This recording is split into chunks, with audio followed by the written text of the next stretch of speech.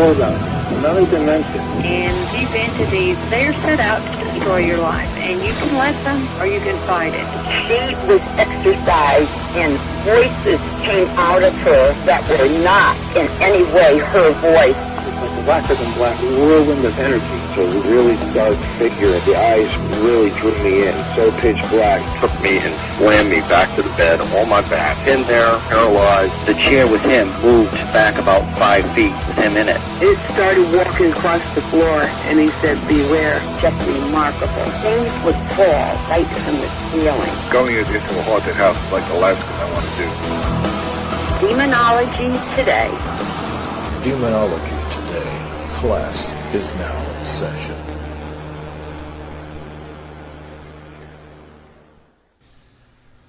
Well, welcome to whatever we got for a show, because I can see this is going down to 704, and then it goes back up to 1400. It's going down to red. There's no reason for it. There really isn't. Is Facebook screwing up tonight? Everybody's been complaining about problems with Facebook today, so it's not just us. Oh, so maybe it's a bad night to Facebook stream. Totally bad night Facebook stream. Yeah, I don't know how it's going to work, but we had to turn on the studio speaker because Farah's headphones aren't working, and I tried two of them, so I had to go run and get them. She can't hear the guests. How are we going to interact? So that's unexpected. I don't remember anybody clotheslining it or anything, and we're not getting anything on. I can get it on mine, you know. Mm-hmm. So more fun for that again. I don't know, but the show must go on. Time to pray, Rabbit. I think I'll have my cucumber sandwiches. Saint Michael the Archangel, defend us in battle. Be our protection against the malice and the snares of the devil. May God rebuke him, will we humbly pray. And do thou, Prince of the heavenly host, by the divine powers of God, cast into hell Satan and all the other evil spirits who roam through the world, seeking the ruin of souls. Amen. Okay. Amen. I see you stole my new designs for my jewelry. I like it. Yeah. Oh boy, it's just so crazy. It's like it's already dropped 3,680 frames. You know, the last 4 weeks we didn't drop one frame through the whole show. Dropping frames means you're going to see this kind of like unstill, and all of a sudden it'll be like, you know, it'll jerk back in. You know. Steve just said that Facebook and Instagram went down globally today, so this is like nothing new. Oh, okay. Well, they're probably still hacking Everybody's it. having issues tonight. Yeah, but we should have went YouTube Live, but I don't have that event set up. No, It's okay. It's all right. Mm-hmm. It's all right. It's okay. The show. When it does this stuff, the audio goes on. It just that you're going to see some choppy video or whatever. But and we might get some reverb and stuff from. Yeah, because we're getting through the speaker. Yes, exactly. So, guys, are you there, Deb? Yeah. You're going to tell me you lost everybody? Okay.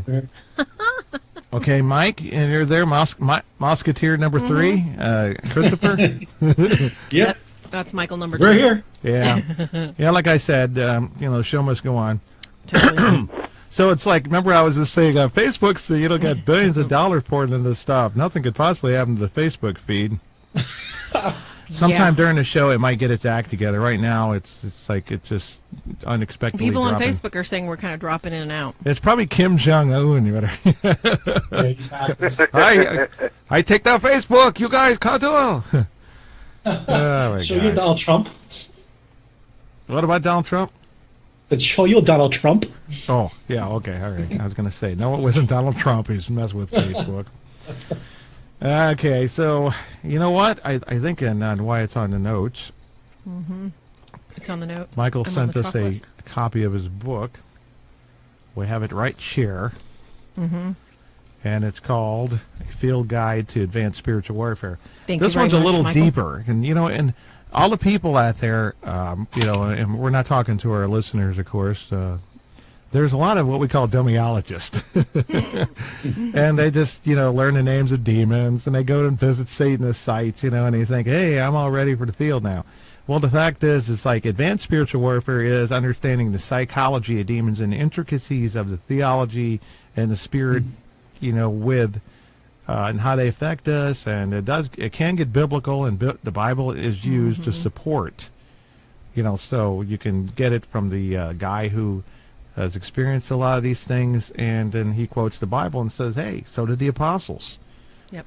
So we're going to give it a more in-depth review when we go over it, and of course, and do it on Amazon for you there, and Mike, so we appreciate that very much. So Yeah, I'm not. I'm going to try not to look at the meter. Don't just ignore it. 744, 1148, 1490. Ooh, it's green. Oh, it's yellow. It's red. It's orange. Oh, wait a minute. Hey, if everybody can hear us, okay, would you please give us a wow or give us a smile so we can see if you're there and you can hear us, because we're really trying hard to get this broadcast, and Facebook is really looking goofy. So if everybody can hear us, would everybody just kind of hit your wow little smiley right now so I can see everybody out there?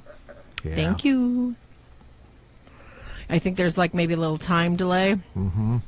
Yeah, this kind of stuff. We are the real Deels, folks. Kenneth and I, some days he knows who he is. And, of course, we're joined by our lovely, magnificent, mellifluous-voiced Deb Johnson. Oh, besides me. I mean, everybody knows me, whatever. And then we've got direct from the Van Halen belt, straight off the Cuban jungles, from the wilds of the Bolivian outback, our own Michael. What was his name again? Norton. And then our wonderfully astute, sometimes comedic, always acerbic, Christopher, Mr. Samson man. That's right. Sampson. If we can't do it, we know he can. So we welcome you tonight. You can find us, as always, on Facebook, Real Deels. You can always find any of us on Facebook. We're always available for comment, chat, whatever you need. We're here for you tonight. We're looking forward to serving up a variety of topics tonight, along with our usual top-notch entertaining subject of what? A lot of people are confused by the topic of generational curses because they think, oh my gosh, you can't be cursed, you can't be cursed. Unfortunately, our choices do. They do curse us in just ways we can't even understand. So we're going to get into that in depth in a minute. And I welcome you all tonight. Please, if you like our video, give us a cute little like if you can. Join us every night here Thursday. All of us are usually here. And if we're not, we're pretending to be here. So, Ken, what is at the top of our discussion tonight? Are we going to get into news first, or are we going to try to hit it out of the park with some generational spirits? Yeah, we had this time frame. We ran out of time last show, and I wanted to cover more in sleep paralysis, so we can do another show on another time. But I think the important thing is the solutions. That's what people ask us for the most. So we're going to go over those real quick. And solutions first, or are we going to get into what it is? Because I think if you get into what it is... Well, tell them what... let's recap what sleep paralysis is, rather than assume that people all heard it and watched the last show. Exactly. In case you missed the last show, we were talking a lot about sleep paralysis. And give a definition. There are some organic definitions. It's absolutely crazy. The most modern... shall I say, neurological outlook is that sleep paralysis is something from a neuron misfiring due to a deficit of vitamin B and gut bacteria. Okay, sometimes called, oh gosh, where's my notes at? I took notes today, folks, because I really wanted to be on par with what they were currently describing as a medical condition. And this brilliant doctor, who I'm not going to name her name because I don't want anybody to get upset with her, because she's rather brilliant. She described it as, sleep paralysis is more or less a joke in their neurological community because they don't believe it exists, even though people that have this, and the majority of them are students and young people, they fall off their seats and they writhe and they scream and they go into paroxysms of spasms. Like if you had something such as, like my cousin really has... what's that called? Seizures really bad. She takes medicine, they help her. None of these kids taking the medicine under her study were helped by the seizure medication. They thought maybe they could have narcolepsy, maybe where they just kind of fall over and snooze. Hey, I've got, family. And that is totally gut health, okay? That's totally vitamin D lack. And then the other one, was it cataplexy, okay? And that is a specific term that refers to certain jerky movements that happen, and that's totally normal in the body. But what's happening, these kids are going to seizures. They know exactly what's going on. There's no excuse other than the doctor says that chances are they are highly deficient in D in their lower intestine. And they have neurological misfire. And you guys, what really blew my mind is that she added the caveat, that's why I'm not using her name, is that in her case study, which included dozens of people, in every case there was depression, there was cutting, there were suicidal tendencies, there was self-mutilation and harm, there was eating disorders, sleep disorders. Now, Can't tell me that's organic in nature, but that's what we're talking about, people. The sleep paralysis, the whole idea of it, it's inexplainable, and it's not normal to our system. So go ahead, Ken, take it from there. Okay, I was trying to see. I'm going to see if this. I added a video monitor for Farah so that she can. So I can watch myself eating cucumber sandwiches. So she could see what's going on, and I think that might be I am dragging without it the down. bread. I don't know if so bad. So Facebook is really having some hack problem, and it's been really choppy and slow. Serious? Because I might shut that off temporarily just to see. Well, just shut it off. Leave it alone. I can't find the setting for it. I can hide behind. I can hide behind this. Oh my gosh! Anne just heard the train. I am so sorry, Anne. I'm so sorry. Okay, Anne, the door is closed. All right, I'll just turn up my fan a little bit. Yeah, exactly, Denise. It's totally epilepsy. Oh yes, sleep paralysis is so scary and so literally misunderstood. It's just terrible. Well, let's go over these real quick. And sleep paralysis solutions. The first one I have is don't take medication for it. And there's a pill out there. I don't know the name of it. And they specifically say that's for sleep paralysis. And we were talking about the other day. One of the side effects is sleep paralysis. That's kind of crazy. It's like taking heart medicine. You get a heart attack from it.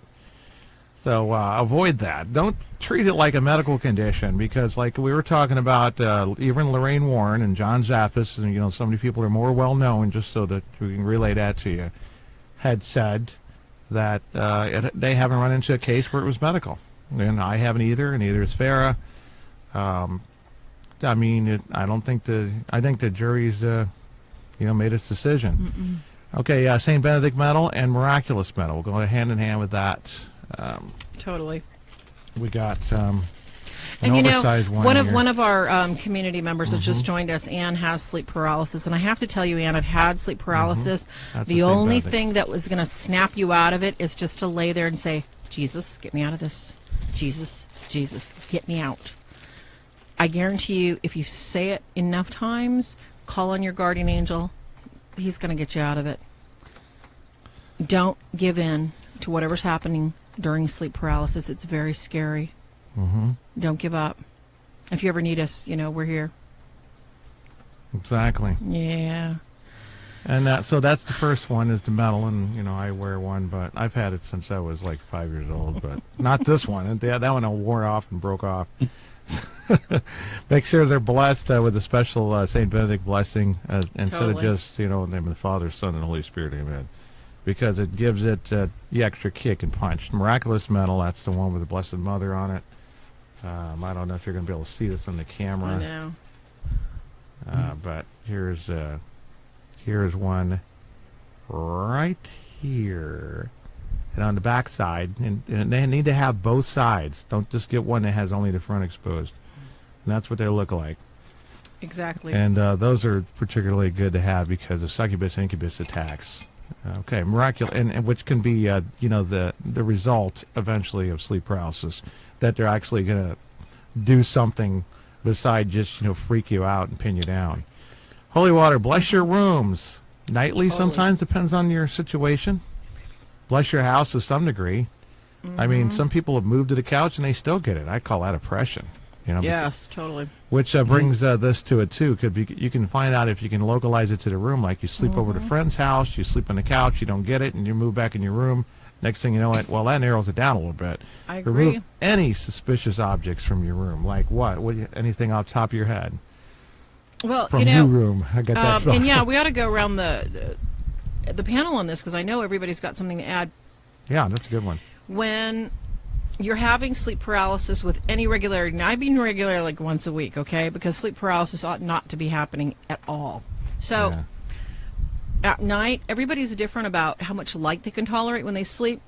Our biorhythms are not, we're light specific. So if you've got to have a light in the room, keep it a blue tint, nice cool tint so that you can sleep with it. Anything white, like your blaring, bleeping VCR, can interrupt your logarithms with your, with your REM state sleep. So that's going to be problematic.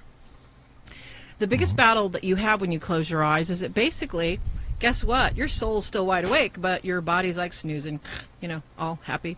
So best thing you can do before you go to sleep, say, hey, God, into your hands I commit my spirit. Okay? That's number one thing. Number two, whatever environment you have, make it soothing, make it comfortable. You know, get your alarm clock as far away from you as you can. Put beautiful curtains, soft pillows. Make sure that things are comfortable for you to maintain a safety. If you think that, or worry, you're scared you're going to have sleep paralysis, have a backup plan. Like, know what you're going to say. Sometimes the biggest thing we hear with people that call us and say, oh my gosh, I've got sleep paralysis, I can't remember to pray. All you got to remember is one word: Jesus. Help. Help. Guardian angel. You don't need to pray. Just call out, okay? Another thing, okay, so you've got the curtains, you've got your bedding. Another thing is to remove anything that might be frightening to you. If you have, a lot of people have sleep terrors associated with sleep paralysis. If you have clothing hanging over the door, which, you know, there's clothing in our house everywhere sometimes, take it off. Close all the closets. Don't leave anything blank, nothing open. Have a nice fan on, some kind of white noise that you can sleep to. And if you don't like white noise, you know, sleep to something wonderful, like maybe some inspirational songs, something beautiful like The Sounds of Water, Ludovico Einaudi, opera, something like that. Something that's going to just put your REM state right at just a really nice low hum. And then if something happens, you have an alternate backup plan. But I think your environment is very, very important. Wouldn't you agree, Christopher? Yeah, I was just thinking about how so often, you know, when it comes to like people dealing with mental things like that, we very much try to encourage people, change your environment, open up the window shades. Yes. Let light in, make it your home, I always tell people, make your home a place where you can leave everything outside of your home and just hopefully make it a place where you can relax, be at peace, change, That's for sure. Make it lighter. Sometimes I've even had clients that have repainted their rooms just to make them a lighter shade. Yes, exactly. Something that lightens up the room. Good. Yes. Right. It's odd, but I was thinking about, we babies. We make the baby room, we make everything frilly and, excellent just example. Everything, Yes, that's so good. Why do we start like that? Stop doing that? Yeah, why don't we do that when we're older? I want a mobile over my bed that's like got hanging chocolate. I wake up in the middle of the night, oh yeah, I've got all that chocolate. I mean, and then it sings to me. What a great idea. Oh my gosh, Christopher. Exactly. My wheels are turning. I know that's bad. My wheels are turning Michael? round.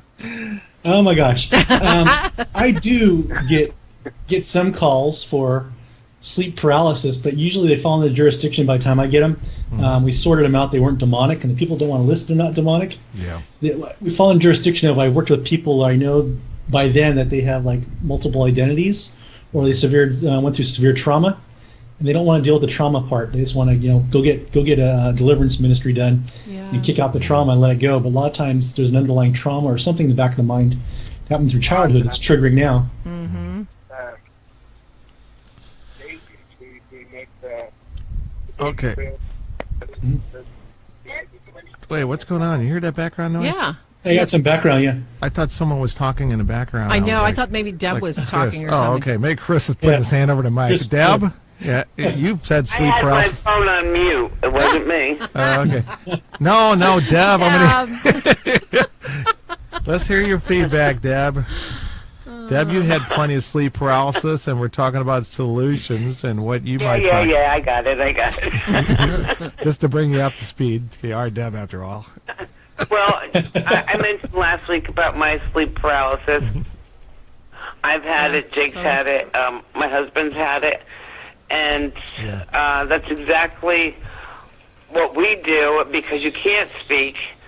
It's like you're frozen, your body's frozen, you can't move. The only thing you can do is move your eyeballs, and the only thing that I was able to do is see Jesus' name. Yeah. and think Jesus' name because you can't talk. Oh, I couldn't even push my husband and nudge him and say, help me. He couldn't because I couldn't move. Mm-hmm. Yeah.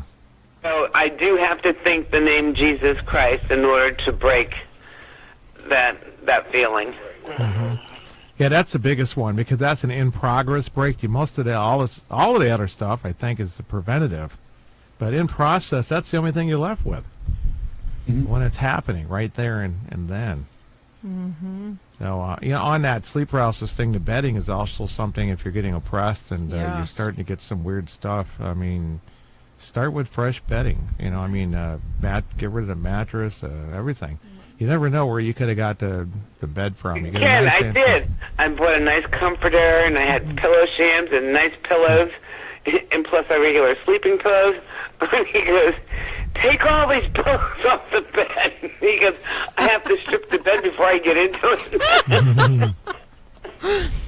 Because I don't get all these poopy pillows. I said, well, you're not here during the day. I am. Thank you. I agree. Well, so I guess to add to that... Well, hold on a second before we go to next. To add to that, after everything we've talked about with sleep paralysis people, such as, seizures and other things that you rule out, let's say that, you do eat your yogurt, you do have a regular bowel movement. I apologize, but, moms worry about that kind of thing. So everything else is looking A-okay. Why are you going to be having sleep paralysis?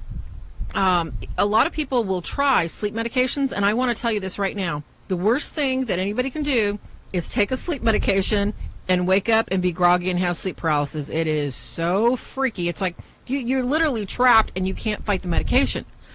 So if you need medication that your doctor orders you, you have to take it. But if you don't need to take it, try to look at a holistic viewpoint. What's your spiritual life like? And that's what Ken's going to get into next. But you really have to look at your physical side too. Because if we're going to be battle ready, we definitely have to take care of what we put in our mouth and what our body's going to be. Not always easy, but we got to do that.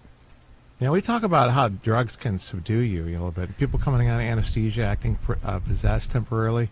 And it's possible that, when your brain comes back online, there's a certain fighting ability that keeps this demon from getting in here and pushing his way in and saying, you're riding a shotgun. And I think that sometimes you're dealing with a psychological battle of the wills, even when you don't realize it, coming out of sleep, being in sleep, and not sleepwalking, and that sort of thing. And we're talking about from experience. It's just not just some ideas. So, and a lot of people quizzed and polled, experienced cases and all that stuff. So, yeah, and it does become to the spiritual thing. And when it gets extreme, you're going to have to get religious, and it's the only way around it. And it will end it. I mean, sometimes if you can, really discipline your mind, you can stop some of this stuff that's more of a psychological thing. But how do you stop the spider venom from paralyzing your body and being pinned down in bed? It's not a frame of mind. That has nothing to do with it.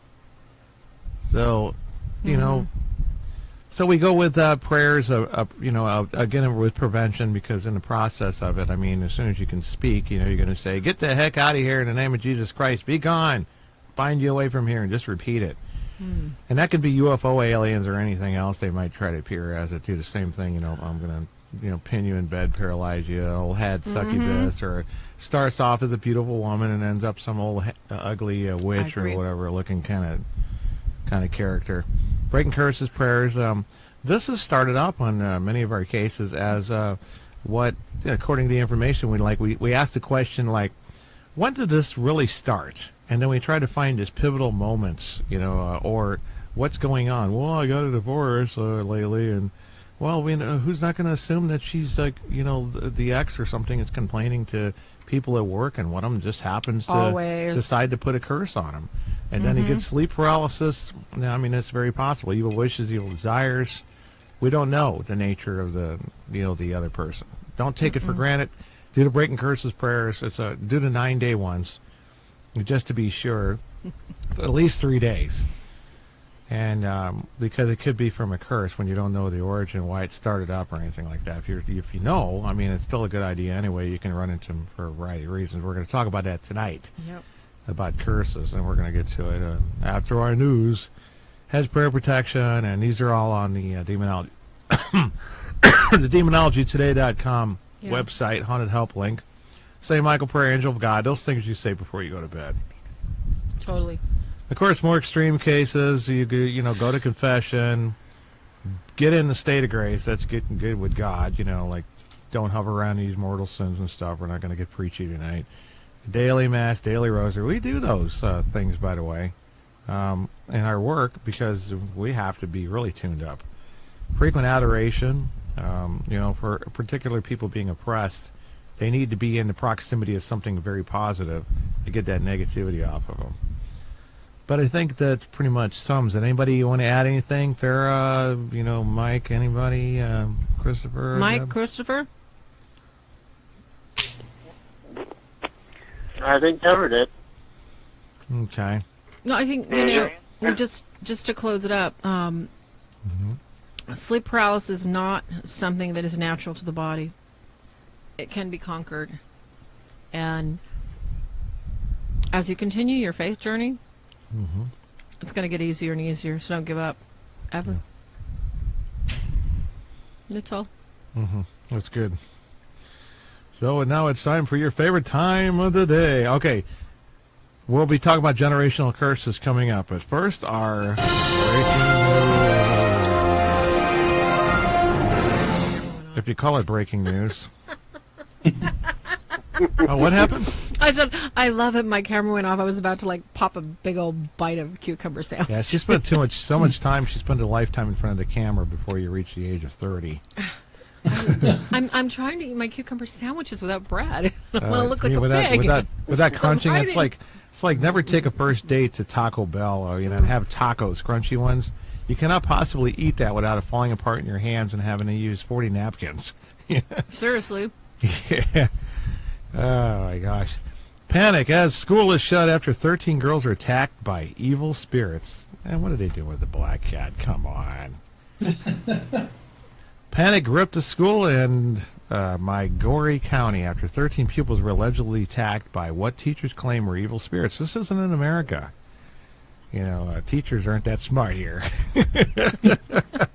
Oh, look, we just lost a listener. How'd that happen? Oh, by the way, we're teachers, okay? All right. We're teaching, technology and all this other stuff, too. So, according to the witnesses, 13 female pupils of the Deed, I guess that's how you pronounce it, primary school in Awenda became historic. What was that?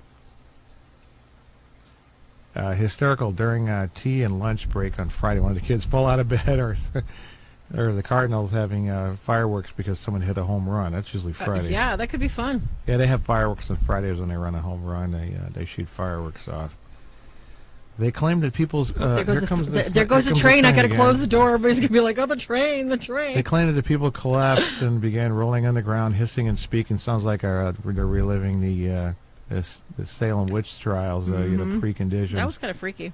So the school was later closed indefinitely. Well, for how long, I don't know. Sources told the Standard that some girls claimed that they had spoken with the devil. I mean... That was weird. So this is, Okamo Bunga. So this is somewhere in Africa. Did you just say Cowabunga? No. Did they print that? Education officials in Parish Rosary School and we received the news. Yeah, I mean, it's Mike, you've been to Africa one too many times in those areas and stuff. It's Father Chad was talking one time about how even in Italy, it's like you make someone mad, they give you the evil eye, they curse each other. Yeah, they do. In Africa and some of these other places, Providence, to certain areas, they still do the same thing. Like, they really hate each other as tribes. Constantly, it's some form of war or another against each other. One of the stories was that there was they were making village huts, and they actually contracted villagers from another tribe, before the tribe moved in. And there was all this problem when people moved in. Some of the guys who were working on the place that were from out of the country were sleeping in the huts, and they had all these things, strange nightmares and illnesses and everything. And so one of the people who was working on it, a good guy, and he said he told him why it's happening. He says the other tribe is is really a problem. It's like there's a rivalry, and they put a spell on there, and then he says, look, and he peeled back the wallpaper, you contracted some of these guys, and they put all these symbols in there that were curses inside, right under the wallpaper on these buildings. And that's how it can get. It can get a war of the spirit on another level, which fits tonight with this curses thing, the word curses. They're being directed by a person often. But you guys, so it's possession. 13 people. We've heard this before, haven't we? Where a bunch of kids were watching something on TV or something. You guys remember that? That was kind of strange. It was a story about a year ago when we weren't really covering those kind of things. So any comments on that? Let's go around the table here. We'll start with, I don't know, Farah, you're I the got to hostess talk with the last most. time. I don't feel like being the mostest. Okay, the Pick hostess with on Michael. The leastest. He hasn't shined off that Van Halen belt lately. I'm still on the Van Halen belt. You know, when you're talking about mobiles, I want to get a Van Halen belt mobile with our Stephen Hawkins. I know, right? Cool. That's what we had He's to on do. the We had to outskirts come of up with spinning t-shirts. around. That'd be cool. Oh my gosh, that's so funny. So yeah, this sort of stuff I run into when I go third world. It's actually very real. Yes. We kind of snicker and laugh at it, but I know some of the pastors are out there who do this stuff, and some of them train me because I've been taken to encounters with stuff like this, and it's very real. I mean, we just can't grasp it here in America because we're westernized. But yeah, when they have these weird, you think about witchcraft as the normal religion out there, not Christianity. Exactly. So it's the Christianity coming against the witchcraft, and they're hardcore. What do you think, Christopher? What do you think, Michael, facilitates the initial dialogue? Because I know in handling a lot of, shall we say, European or third world cases, such as cases from the islands or from people whose, previous family came from Europe and, they're native Canadians now, or, a lot of indigenous peoples like the Mayan and Aztecs that, basically became Mexicans, their thoughts and their culture is so much different than ours. It's difficult sometimes to, shall we say, come to the table on an agreement of, what could be troubling them when their lives are so steeped in superstition. So how do you reach across the table with all this going on in their mind and their experiences and that sort of thing? How do you do that? You have to step into their culture, and a lot of times it's too much for us. I'll find somebody that's already in their culture who's a Christian deliverance minister who understands supernatural. Yeah. Because I remember when I was just doing even some Mexican tradition down here in San Jose, I didn't understand what they were calling a ghost, and the deliverance minister was with me. She was Latino, and she explained to me, the bobo or something like that, that's a ghost, because we're dealing with a haunting. Yeah, I went to the house. I go, what? And you I found don't out know if that that's was a word. not a ghost, right? Yeah. The bobo is not a ghost. I think it's a bobo. I can't remember what the word was, something like that. And I kept saying, what is this guy talking about? And she goes, it's a ghost. Not a ghost. Okay. So it's even the nomenclature, the names you have to start learning with these people. Oh, the funny thing is, Michael, as I'm sure you already know, it's not exactly what they call it. It's what the results are. Right? Totally. Chris?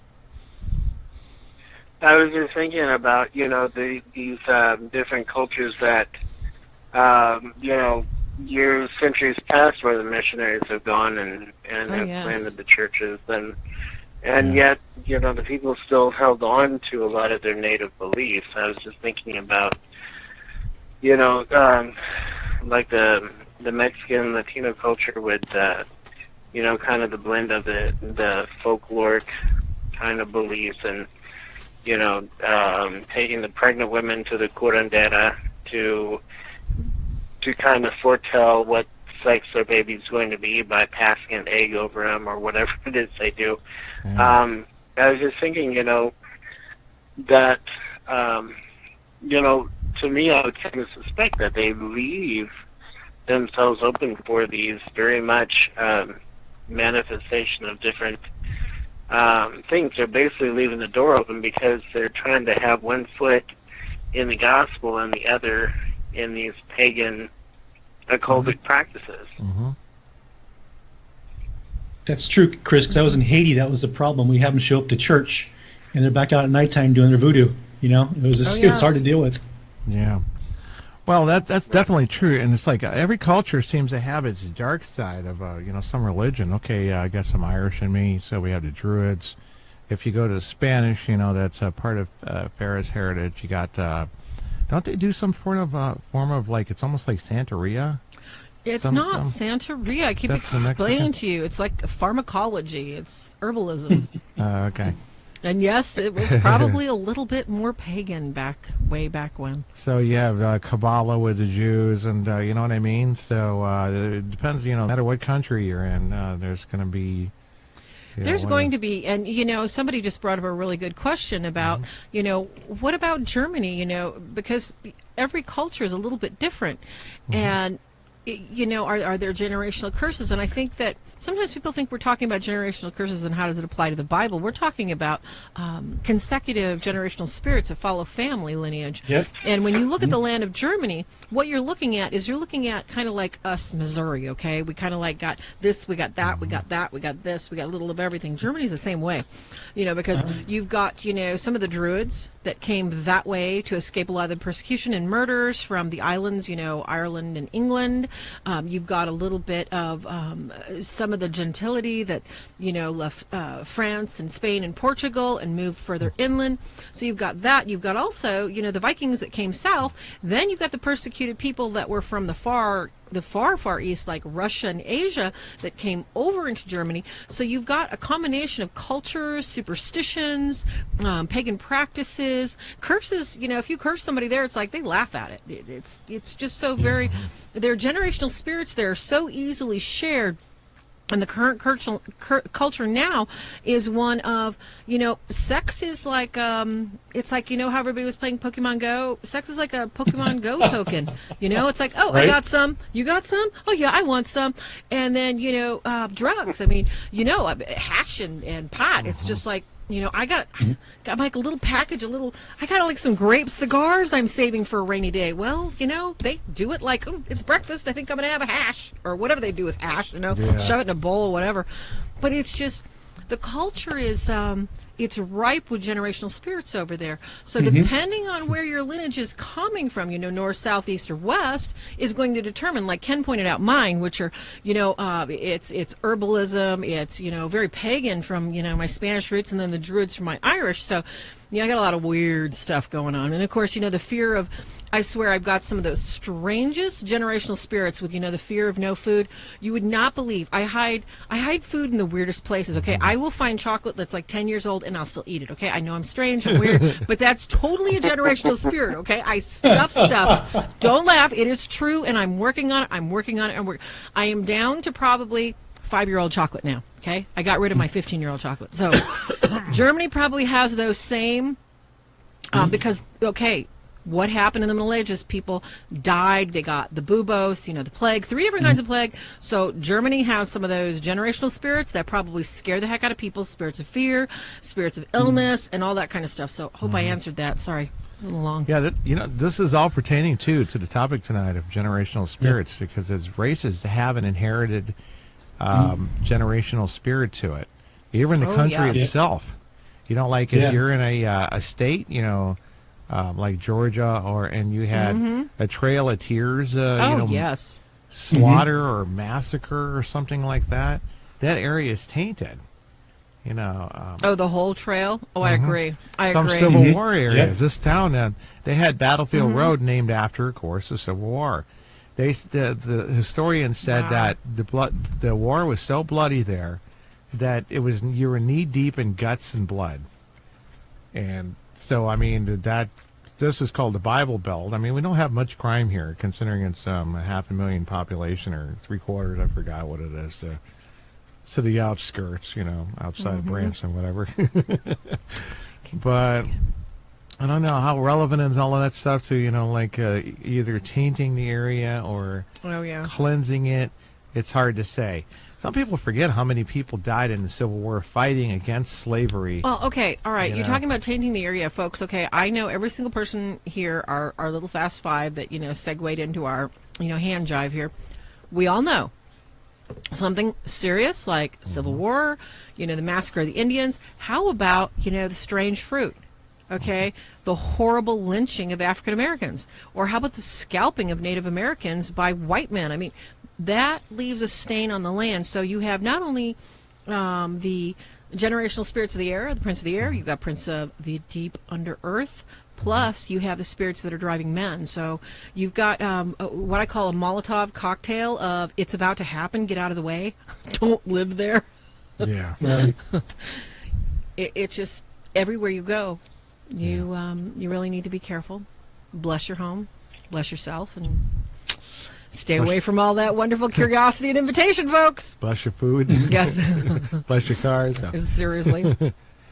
That's a good note. But yeah, these stories will pop up from time to time. Some sort of always. mysterious mass possession, and people are still waiting for the zombie apocalypse, where it's citywide or worldwide, And I mean, that's what it's going to be if it happens. I mean, and don't ask me about that right now. It's like, is it possible? I mean, it's. I mean, we know it's not going to be possible if some, radioactive material leaks into graves, that skeletons are going to start crawling out of the graves. I mean, you think even anybody on any side knows that can't happen without some spiritual intervention, but... all right, let's go on to the next one here.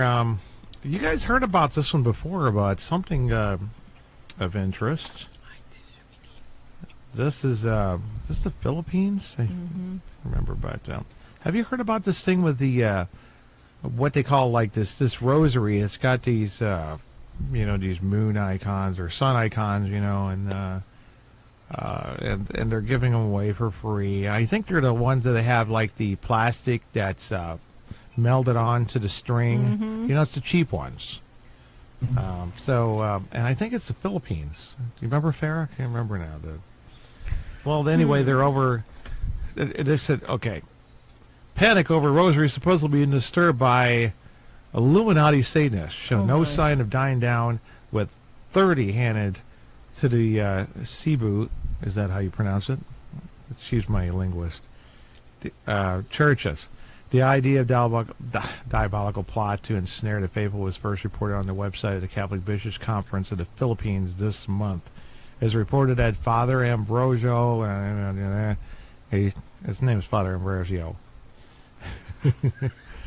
he warned Radio Veritas. Interesting. So he's over there too, the guy that does those underground videos. Listeners about using rosary beads that were disturbed by Illuminati Satanists. Well, I've seen these before. He seems to, I don't know if he's going by some form of discernment or because let me float this around first. We have a few more pages on this, by the way, because it goes to the original story. Exorcise, curse, rosaries, and this is and they're talking about they're still being distributed despite the warning. Well, I'm going to go to the picture so you can look at it with whatever frame rate we got on Facebook, and it's just like the worst show. It's worse than the first show. Oh, you put the picture up? Yeah. Oh, I remember that. That was so bizarre. Mm-hmm. What's all that about? They got some kind of weird black light picture or whatever and stuff. It looks like it's glowing. We actually had our glow-in-the-dark rosary one time, I think. I remember those way back. I remember thinking that I've seen one of those in the 70s. That's when you'd buried dead people, and they were actually alive and they could see in the dark if they accidentally woke up, Well, see, you could see on the top there's the sun, on the very top. And there's some other sun images, I think, on the right and left of the hands of the cross. And they said that there's a snake woven around there or something, but I don't know. We've been getting a lot of cases lately of people saying they're seeing stuff in photos and they're not. So let's hope the good exorcist ordained by the Roman Catholic Church isn't like the ones that aren't ordained by the Roman Catholic Church that call themselves priests. Lots of those. If you go over here, he's just talking about the symbols over here. Let's see here. Okay, here it is on the top. Speaking on the same show, this is the backstory. The priest, who's a member of the Office of Exorcism, said the rosaries contain hidden symbols. These symbols include such things as sunburst, pentagrams, and snakes. Okay. So, do you see any, pentagrams in there? You can't really see. Can you zoom in on that kind of thing? If you look up the story, I don't exactly know. Sometimes people overreact. Sometimes, well, most often they actually underreact. Like I said, when someone was talking to me today. If you think that you're starting to suddenly, since Saturday, see demons and everything you're taking pictures of, no one snaps like that unless something happens that snaps them. You know, there's a, who says that they didn't get, here we go, cursed by some way, and now they're starting to see these things, because that can happen. Don't take it for granted. Do the break and curse spirits and all that stuff, just to be on the safe side. Be on the safe side. So, and that's what we're telling earlier. We're talking about when you clear your house for sleep paralysis.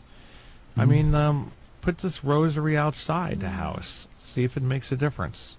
If you, suspect it. It's a cheap rosary anyway. You need to buy one of Farah Rose's prayers by the Beatles. I think Christopher and Deb, and Mike, you would agree that what he just said has a lot of validity, especially for sleep paralysis or any type of thing in your house that is basically giving the chills, giving the heebie-jeebies. It doesn't have to be just a rosary. You could bring something home from the antique flea market that you absolutely love, a sunburst smear, and you're just loving it, but you're starting to have headaches. And of course, you would never in a million years think that an object can affect you like that, and it can. But the spirit that you might have brought home with it that kind of likes that thing and says, you know what, something bad happened with that item, and it's going to attract more bad. So must be you. Yeah. You're nominated. So, like you said, get the item out of the house. Get the item out of the house. See if you feel better. Good point. Makes sense. Easy test. It's a lot easier than if you had, allergies, and they stick you with 50 needles. Oh, my gosh. It's crazy. I know. And a lot easier. It's just amazing, the stuff that over the years. And allergies. That has worked, and it was spiritual solution, and I'm like, wow, it makes you rethink everything, and we're going to have to write some books about it and talk about it more to make you a believer. Because why? Because it is something that needs to be believed. Grandma Kevin just said those serpents have horns on their head on these rosaries. They're really bad. Oh, okay. Don said they're really, really super tiny. Yeah, Michael just posted this really cool picture. Those are really bizarre. Oh, is that in the chat room, or is it in the replies? Yeah, Ann thought that's actually in the replies. Ann thought it looked kind of like a Eucharist because it's so tiny. It's really hard to see, right? Right, you guys? Steve, you saw that. Yeah. That's really strange. Yeah, I'd say maybe a little bit of discernment played a part in here. Yeah. So we've been telling people that when you buy frankincense and myrrh, like in a stick form, for example, because it's more convenient, so you don't have to take it and put it in the thing that we have one of those too. That you gotta be careful where you buy it from. Don't buy it from some place that sells a little bit of everything. They'll put stuff in there to contaminate it. Oh my gosh! Don't even get me started. So you have to buy it from a Catholic supply, Christian store, or something. Frankincense and myrrh is Jewish in tradition as well. So you got to watch that. And then the same thing is probably going to be true for rosaries. Anytime they can infiltrate from an object, any person, place, or thing, they can infiltrate with a person, place, or thing. I don't know how you're going to move a building to a place, but you know what I mean. Yeah. So how much more can you say about this? Not much more, as we don't want to run out of time, because it's like, oh my gosh, we did it again. Oh, okay. I blame Facebook's horrible lag tonight for this, so I apologize for Everybody needs to go walk their doggy, get some cookies, because we're just getting started. Yes. So totally. It's not over yet. And Facebook has got bumps today, but we're just not going to mention them. The audio will be okay, because the way it works, the audio comes through good, but the video will be choppy. Like every 3 seconds, it'll freeze up and then catch up, because it's trying to synchronize our voices to the video. So you might get a little different reaction if that setting wasn't on this thing. So, well, let's take our break, and we'll be back in a few minutes. Thank you for watching tonight. And hanging out with us. Putting up with Facebook's inconsistencies and whatever, and Kim Jong-un and trying to hack it or whatever. And if you're enjoying us, give us a quick like, okay? Give us a little smiley face. And if you have any questions, pop them in, because, we're going to be checking the thread, and we'll definitely bring any questions you have to commentary, okay? Or for another show. So sit back, go get something to munch on, and come back and join us.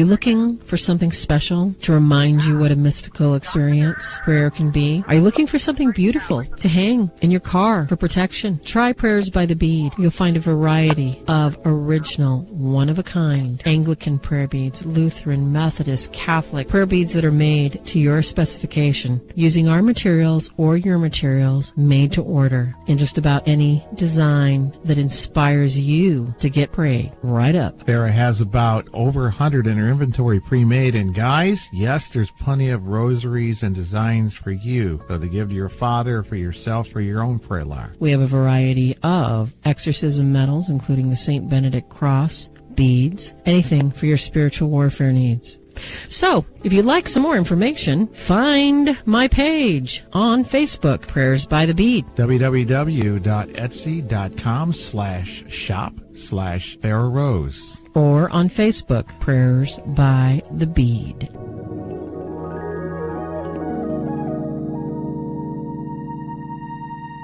This is Kenneth Deel along with my wife, Farah Rose Deel, and we're going to talk to you real quick about our books. So we have 5 books available right now and 1 on deck. The books are the Catholic Demonologist Handbook along with the Workbook and Study Guide, and the Christian Demonologist Handbook along with the Workbook and Study Guide, and that's for all denominations. While we also have the Haunting Self-Help Guidebook. Any and all of these books are going to help direct you to not just the natural causes, prevention, prayers to assist you, to keep you and your family protected. Yes, real solutions done by real people in the field. And we're sharing our knowledge and information to help you help yourself, or help a friend or a client if you're in the field yourself. www.swordsofstmichael.org or www.catholicdemonologist.com. You can buy the books direct and get them personally signed.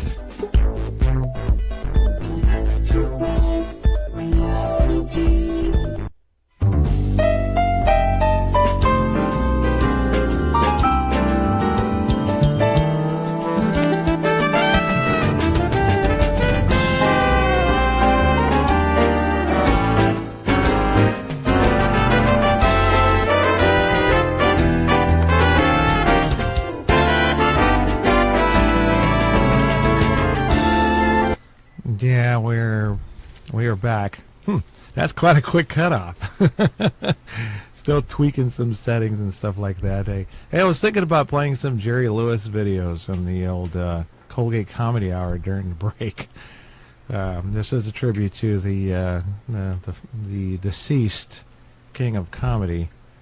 I think I got all of his DVDs except for let's see, King of Comedy. Believe it or not. Yeah, he got a little kind of goofy in that one, but then he came back, you know. Well, welcome back to the show, The Real Deals. You know, the other cam will be on just a minute. You should expect that. You know, 2 hours is a long time that we try to put this show on for, and we have our whole gang in the house. Let me make sure the slider is up, because sometimes we hear dogs barking or trains whistling. Well, that's here. The train's whistling, not the dogs barking. So Deb Johnson, Christopher Sampson, Michael Norton. And our website. Welcome back. And don't forget, you know, well, tonight's not really, don't forget, the audio will be okay. We usually put them on youtube.com/TheRealDeals, or you can find it on, you know, Kenneth and Farah Deel, OFS, on our public page. But tonight we're having this issue. We're not having it. Well, we're enduring it with Facebook after having these really good, smooth shows. It really throws me off when I add some new things, such as a new intro and a couple of new commercial productions and so forth. And let's check it out now. Let's see what. Well, it's still doing it. See, it's just going up and down. Usually it's consistent. And I understand Facebook is going bonkers tonight. So, thanks a lot, Kim Jong-un. Oh, it's probably Iran, too. I think Iran's mad because they think they're going to have to return that $1.9 million in paper cash that was sent on pallets, you know, by the Obama administration for the Iran deal. But no, was it? That's probably more than 1.9 billion. That sounds like a, hey, you know, give it to me, you know. Make better use of it than Iran. I won't be making nukes for one, you know. Well, thank you. We needed just a little bit more money so we could buy some nukes. But, you know, folks, we have some more news items, but should we? We actually ran out of time quicker tonight, and I don't know if it's because did we lose 5 minutes in the beginning of the show? Sorry to drag in our technical difficulties, but it's not our technical difficulties. Lost 8 minutes, Ken. We have the show is really well polished, except this issue with Farah not having the earpiece. So now we have the studio monitor on right now. I hope you don't hear some weird feedback. And now the train is sounding off again. That train is going. Oh. I got a little Elvis mixed in there by mistake. Sorry about that, folks. Okay, so we have some other news. Johnny Cash, thank you. What would a night be? I don't know how much. We might have to save some of this for later on, but what would a night be without mentioning those pesky Satanists? First, after school Satanist kids program, because Goat Boy really loves children for dinner. You know, so you got to hear from the Kansas City Star, a Missouri woman who is an inherent Satanic Temple member, won a victory in a court last week. That state abortion rights law violates her religious beliefs. Well, here we go again. Okay, people, Satanists in this public level say that Satan is just an icon. They don't say he's a deity. So why are you calling it religion? It's not a religion. It's a philosophy. Why are the judges doing this stuff? Fight it. But the problem is if you have activist judges or Satanist judges, they're going to go along with it. And it seems like, that Planned Parenthood thing, which is related to abortion too.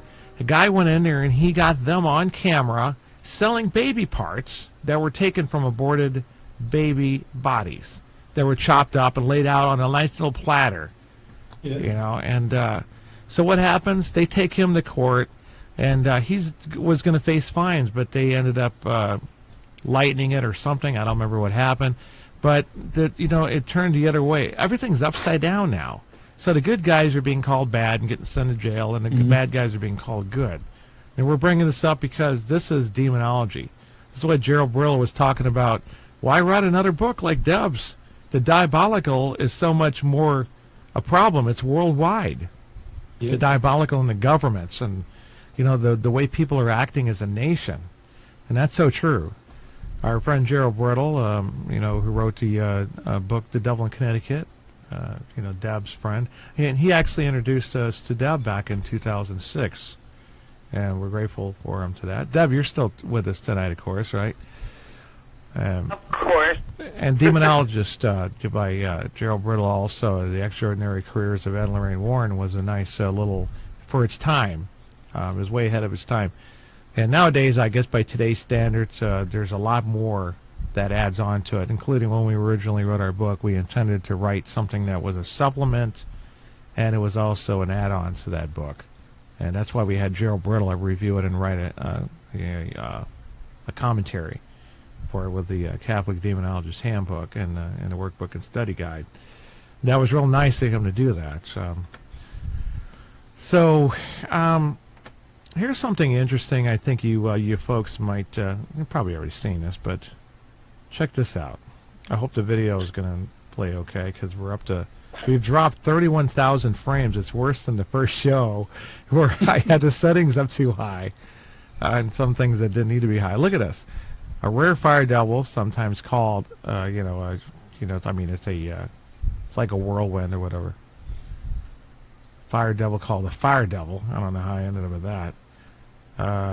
Was seen with a wildfire within central Portugal. Portugal is part of the province of Spain, right? But isn't that weird? It's just like, does this happen when there's a gas pocket in the ground and the fire is burning above it and it's sort of feeding the fire? That's what it looks like. I don't know why they call it a fire devil, because we've seen some of these images of it, because when it dances around, sometimes it looks like something, holding its arms out, I mean, it actually starts to look like it's taken some sort of manifested shape. So here goes the people who like analyzing photographs and looking clouds and finding bunnies and rabbits and you know, and Dumbo, you know, the elephant, and well, demons if they like the paranormal stuff. Now that's just another example of that, I suppose. This, but isn't that cool though? It's just like shooting. It just shot. I wonder how high up that is. Looking at this fire, that might be like 25, 40 feet. Just shooting up like it's a, you know, a crooked laser beam or something. It's just amazing. We might have to play that next week because this is the only video, the actual video besides us talking on there, that we're going to play tonight on this horrid Facebook feed night. So, Farah, what a rose. I had to go play with my dog for a minute. Yeah, well, the dog. We have a cute dog. She comes and visits us during the show. She is such a brat. Mm-hmm. We're talking about this weird anomaly that was in Portugal. I saw it, the really cool fire devil. Did you guys see that, Mike and Christopher? Did you guys see that? It was really cool. No, not Well, yet. it was just like a little fire floating up in the air. And okay, when I was growing up, they had these little storms that would kick up with dust. It was called a dust devil. Well, this is fire that goes around. They called it a fire devil. Oh, yes. I get it. Okay, like dust devils. So yep, just like dust. Yep, same thing. Yeah. If devils weren't devils, I would almost feel sorry for them being put in a negative light. Don says, did anybody hear about the hole in Antarctica? I'm like, oh my gosh. I tried to dig a hole to China once, you know, because I wanted to bury those ugly things called Barbies. Oh, let me guess. Did they put a microphone down and they heard these hellish sounds? No idea. Probably. And then they played it on some old Catholic radio stuff. Show. Well, so we have it. So weird, right, Mike? Weird things. Just bring back some takeout if you're going to China. Thank you very much, because Mikey will eat anything. Mikey will eat anything. Speaking of which, you didn't bring back any cheese. Too bad. You already ate all my cheese. So the dog ate the rest of it. Oh, great. Thanks a lot, dog. Oh, my God. Now we're going to hear it. Okay, come on. We got to get to our main topic. Got any other top of the hour stuff? Plus, we got the demonology topic. I think we need to, because it's the end of the hour, we need to get on to the main topic. I think we'll have to save let's the Vegas shooter information because... Yeah, we'll save that to next week because it's not going anywhere. All right. At all.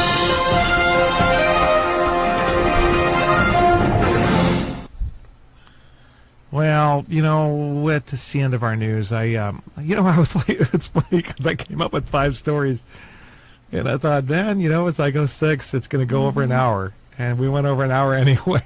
Can you believe it? Well, but that was because of the, you know, the time the bumpiness. It's okay, honey. If you can see it, light, you know, Farah looks fabulous. We look fabulous tonight, but we're talking about generational curses in this evening episode. And a lot of people mistake, you know, generational curses thinking it's got to be in the Bible. What we are specifically referring to is generational spirits and their invitation. So don't go, it's not in the Bible. Some people say, what do you mean by curse? And everybody's always got that, I'll get you, my pretty. I know, right? Well, it's like it always comes from some pointed-hat witch with a, you know, an ugly face, long nose, and a wart on it with hair growing out of it. Looks like a spider on her face, you know. But no. Did we need the gory details? No, not really. And a pale green complexion. Let's add a little more on there. And the buckle on the hat. Let's not forget that. What's the buckle on there for? You know, who thought of putting a belt on the hats, you know? No wonder why they were doing lame stuff back then. Seriously. But, you know, curses in general is any influenced by, you know, we'll just say a dark spirit, but, you know, the fallen. Because there is, you know, minions that are former humans that serve them and work with them. His father, Amor, points out in his last 2 books, his e-book, and so forth, which are worth checking out, by the way. But that's, you know, I mean, it's kind of a short and sweet definition of curses in general. And you have to understand that because it means demonic effect. Totally. You know? I guess that summarizes it. What is a Nortonism for generational curses? The Van Halen belt on steroids? Sometimes we'll use the word Klingons. Klingons, that's it. Yeah, she's doing oh, they got Klingons. Oh, great. We have to use that terminology in the church. Nobody knows the better. So. Lieutenant Worf called. He says that's racist. So now the Klingon warriors are going to go to war against your state of California now. You are so look up in the sky, birds of prey are on the way. That's how it's gotten now. Have you noticed that? You know, it's like, right? You better be right. You're going to go to jail for not using the proper pronoun for 50 gender types and whatever. God, which is another news item. But man, some of this stuff is so stupid. It's not even worth putting on this show. I'll put it that way. But generational curses in general. I mean, this is a deep topic, and this is why we mentioned Mike's book. Yes. Because Mike is a conundrum wrapped up in one of those furry jungle things that came off that bird. Speaking of bird, you have a bird on your microphone there. Should I give it a piece of cheese? That's my little birdie. I like birdies. Leave me alone. I love my birdies. Yeah, by love and light. You know, this generational curses thing is a very complex thing, and you have to look at it because this is a lot of the origins of why am I haunted? The big question. Exactly. And they take it everywhere they go. They move into another house. Remember the old days? You used to always blame it on the house. You know what I mean? It's like the poor house. And it's sitting there, you know, and you can see it if it was a cartoon expression or something. You know, it's like, I'm just a pile of sticks and wood and glass. You know, it's like, don't blame me. It's you. And I've been saying that for, you know, I don't know, the last decade. I said, hey, I didn't get into the work for this. It was supposed to be houses. Now I know whose Michael's favorite bird is. Witchy Poo's. Vulture. That was a good one, Michael. Witchy Poo. Did you remember Witchy Poo? Oh, yeah. HR, puffin stuff. Hey, I think it's a good time to say hello to the people who have took the time to pop into the chat and the replies on Facebook Live. Even though I keep getting kicked out of chat. It's chat's still doing that? Oh, my gosh. Deb, are you in chat? Michael? I was in chat. Christopher, anybody in chat? I kicked out. I'm out. Wow. I know. I got kicked out over and over again, too. I don't know what's going on. That's strange. They're saying hello to me. I can't answer them. I write back to them to let them know, you know. It was working so good for so long. I know. It's like forever. We used to use it back in the day, Deb, you know, in 2007, 8, 9, 10, remember? And it worked back then. Yeah. Exactly. It's like, is this HTML5 garbage or something? It's like, you know, YouTube used to be able to watch live videos with Windows XP, and now you got to have a new browser, and I don't know. It's just... if it's not broke, don't fix it. Yeah, that's my thing. Someone needs to tell somebody Facebook, had Microsoft, to have a little chat room with their little smiley faces that somebody had to download just for her highness. See, I know. I can't do that either. Yeah. I know. Where's all your emojis now when you want them? Yeah. Oh, I got this real boring chat room I tried once. Hello, and it's coming out hell, you know, with no O. I feel sorry, typo. You're wishing you know, people a hell instead of hello? Oh, my Yeah. gosh. Yeah, it only printed hell. But anything else, it wouldn't go any further. Oh, great. So much. Is that one of the 7 words we can't say on YouTube? I got flagged from my last upload because I said the word PISSED. For the word proctologist, so I don't know. Yeah. So I spelled it, and they'll probably flag me for spelling it. But, yeah, it's funny. It's okay, they're supposed to be... And it's like, what's his name? The guy who's got several millions of viewers every week, that Cutie Pie. He says the F word like, you know, more than everybody I know, and it's like even inappropriately. When it's well placed, sometimes it fits, you know. But how does he get a monetary? They'll cut you out of the monetary, where you can't make money on YouTube videos through ads. Yeah, isn't that strange? If I'm saying that word with the begins with a P. Are you talking about Olstein? Olstein, Deb, smell your wine. There's arsenic in it. Stop! That's me. What's Olstein? No, I just asked Jake who that was. Oh my gosh. Who's Olstein? What's Olstein? Joel Olstein, does he have F-bombs on his videos? I know. Yeah, that's the one that's making millions off of everybody. Oh no, I meant YouTube. Monetary. You know that you make money on YouTube when you get a lot of views and whatever. You can eventually. I mean, Cutie Pie is a millionaire from YouTube. Oh, I know. PewDiePie. Oh my gosh, isn't that so true? And it's you know, he just goes on there and, you know, he films his reaction to games that he tries out and stuff, and I don't know. It's just weird. It's a weird world out there. I don't know. So strange. Mm-hmm. When you watch it, you're surprised that some people have so many views, especially when they have nothing going for them. They don't have a voice, they don't have the look, they don't have the, equipment, they don't have the topic, and it's like, what are they doing? Then we find out that you can actually buy the viewers and the followers if you pay us. Or everybody has their price, don't they? Exactly. Generational curses, though, is the name of the game tonight. And you know that one of the topics, too, is the Catholic Church, in their baptismal rite, which is one of the sacraments, one of the 7 sacraments, used to have in there, and it was always done, before the 60s in particular, and it was a solemn rite of exorcism. And part of the reason is, and we'll get into that detail right now because it's got to start back there, whenever you get baptized, you are removed from the Adam and Eve lineage spiritually, not physically. You'll still have their inherited negative traits, men and women, whatever, women, relating to Eve and men relating to Adam. A little funny Bill Cosby sketch about that. Too bad, Bill. Yeah, you blew it. But there's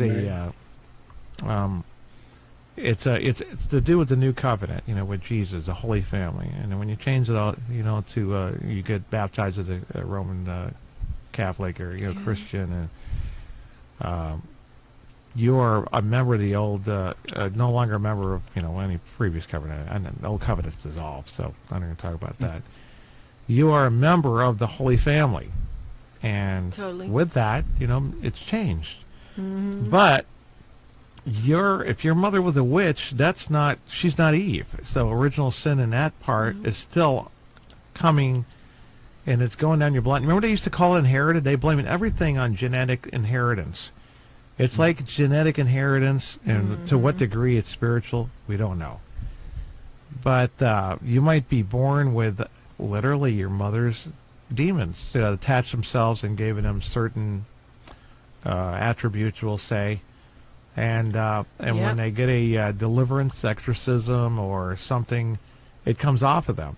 There was a guy that we worked with, I think it was the one from Love Curse even, and I said, when we do this, deliverance, because it's not an exorcism unless a priest does it, according to the church, and we're using those definitions, we said that your sensitivity might go, and often they do. Because it could have come generationally, and it could have come from the wrong ways. In other words, you're not Padre Pio. It's hard to say. If you look at the lineage and they find out that the mother and father were, really bad attributes, drug addicts, alcoholics, abusers, and all this other stuff, and divorce, exactly, marriage. Christopher. I know in your practice you see quite a bit of this, don't you, dear? Exactly. Yeah, I was just thinking about that. Well, expound on it, because I think people need to realize the effects of some of these generational spirits, Christopher. Yeah, in fact, I've got 2 quick examples. One is a young man that I've mentioned before on here. His dad, alcoholic, mom was the enabler, and he just grew up in that environment. When he started getting of age, he started, on his own path of drinking and pills, and ruined relationships, and blah, blah, blah, blah, blah, keep going down the line. When he started breaking free from that and actually getting better, and part of what helped was that I was giving him certain prayers to say. I gave him a blessed crucifix at one point because he had a voice that kept coming to him saying, give up, give up, give up, especially at night. And anyway, he started getting better, and he came in and told me that his dad had blown up one particular evening recently, and he had stood over his dad and was just praying out loud, God help me, God help my family, we need healing. Yes. And then his dad turned around to him. He said, look, I've never seen in my dad's eyes, and he said, he's not here, I am. Oh, no. And he automatically knew it was something else. So that's one example so far, because the story's ongoing. Second one is an older lady who mom had some actual mental illness, but was also very abusive mentally and emotionally to the children and to the husband, and never got help herself. In fact, passed on a lot of these issues. Lo and behold, this lady now, in her mid-50s, is dealing with an abusive past, abusive relationships, broken relationships, anger issues, insecurity, but you name it. But she is also very much a believer. She very much loves the Lord. And so a lot of our time sitting down together is praying through these things. But I also know very much to take it one piece at a time. You can't just rush these things because, as we all know, they will tend to hide once they know you're praying. Well, into excellent point. Yes. I wanted to add something to what you're saying, Christopher, because I'm experiencing it myself, and I have to tell people because I never in a million years expected it. But, okay, when you are getting your butt kicked by all this extraneous stuff, because, you're doing your prayers, you're doing this, you're doing your breaking curses prayers, because especially when you attempt to remove generational spirits and generational curses from two lineages, not just yours, but let's say you're working on your kids too. Yeah. Expect to go through some really tough emotional stuff. And you don't even realize it, Christopher. What I'm speaking to is the fact that people think that, well, it's nice and quiet, things must be going good. That's a calm, the eye of the hurricane, because it's just about to hit. The dreams start happening. The invitations to argue start happening. Everybody around you starts acting like Ed Gein on speed. People start coming at you like, what are you on me for?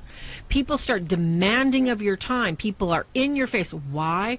Because you specifically chose to break a generational spirit.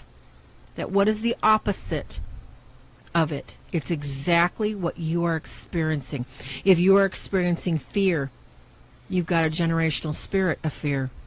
If you are experiencing like throat tightening, like anxiety, why? It doesn't belong in your life. Especially there's nothing going. Is your house burnt down? Did you just lose everything in the stock market? No reason for it. So, Christopher, when you're talking about attacking these things head on and nothing, you see like it's all quiet and calm, wait. Just wait. It is about to hit in ways you can have no idea. And this is how you know that you're taking a chink out of the armor of whatever spirit that is attached to your family and it doesn't want to let go. Because you are going to become so uncomfortable and there's going to be so much chaos, you're going to forget to pray one day. And go, oh, that's okay, I can pray tomorrow. Or today it's like, oh my gosh, I'm just too busy. I've got too much going on. Oh, I've got an order. I've got work. I can't pray. I don't have time to fulfill my promissory note that says I'm going to deposit this in here because I'm expecting a payoff. God doesn't work that way. Okay, folks? God's already given you the grace. The only thing your prayers are doing is enabling the grace to be received by you.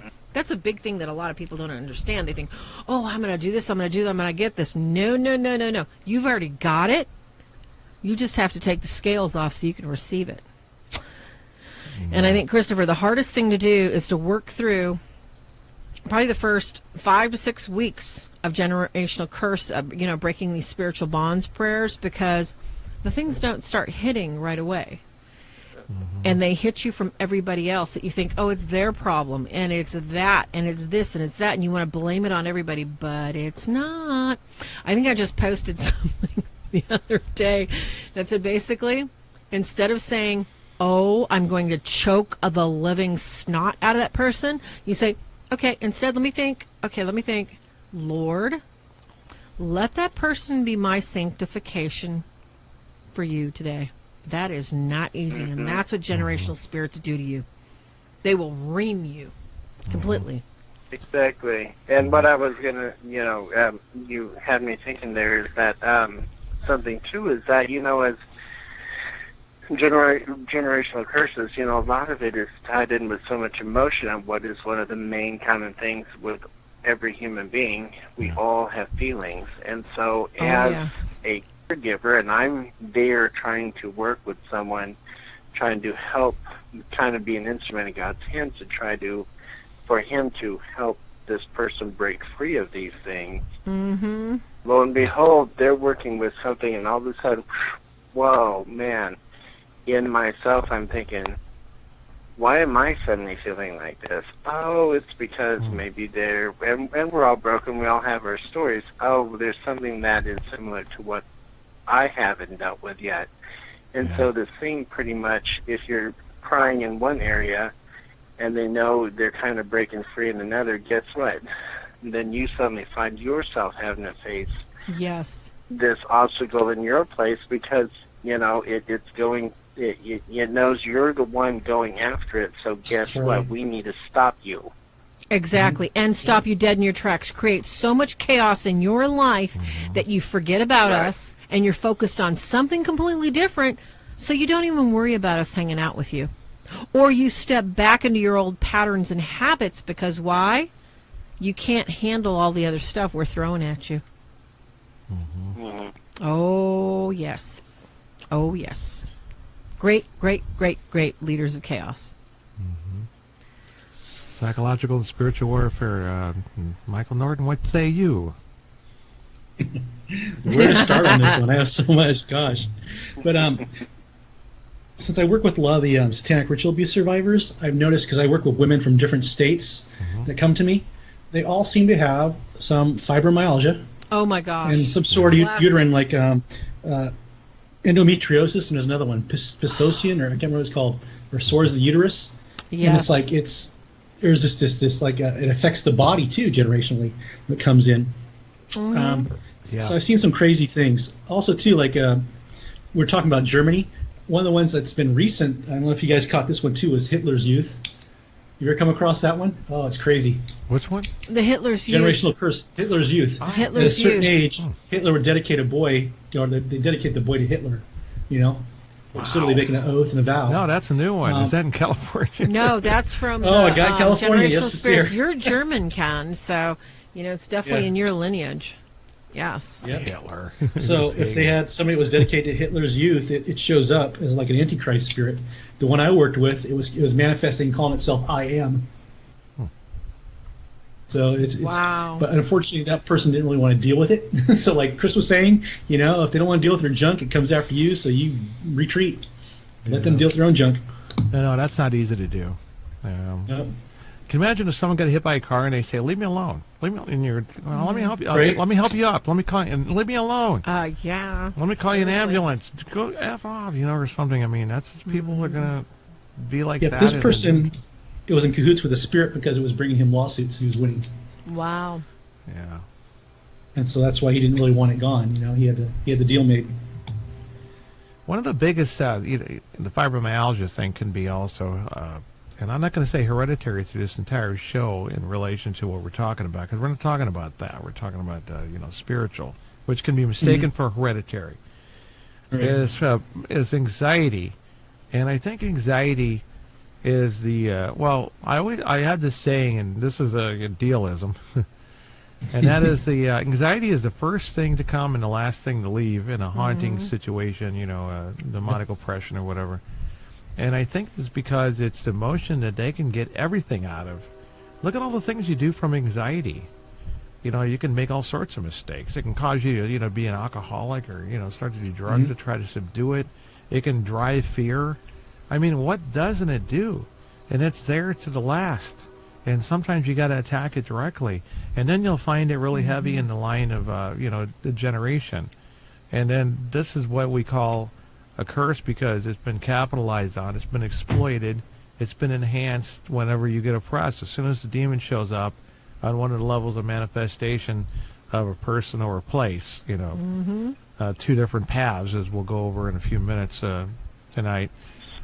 Then you're going to be looking at, the layout and the game plan of how anxiety can weave into this whole thing to bring the undoing of the person and everybody they affect in the household. So anxiety, Deb, I bet you had some major anxiety, and we still deal with that today. Back when you were going through your ordeal, anxiety was plentiful, wasn't it? Ken, anxiety is my middle name. Oh, Deb, that's not funny, honey. We love you. Yeah. No, that's where the sense of humor comes in. I learned to deal with it. It's a part of life. And, everyone has anxiety. Everyone does. At some point in their life. They talk about children today. Children have anxiety. Now, that wasn't talked about when I was a kid growing up. No. I just got the wooden spoon. You're so right. It wasn't. It's like if kid had anxiety, go to bed. What are you worried about? It's the adults that, have the hard time. You're so right. Yeah. Thank your bottom, you're going to get more than just anxiety. Exactly. Yeah.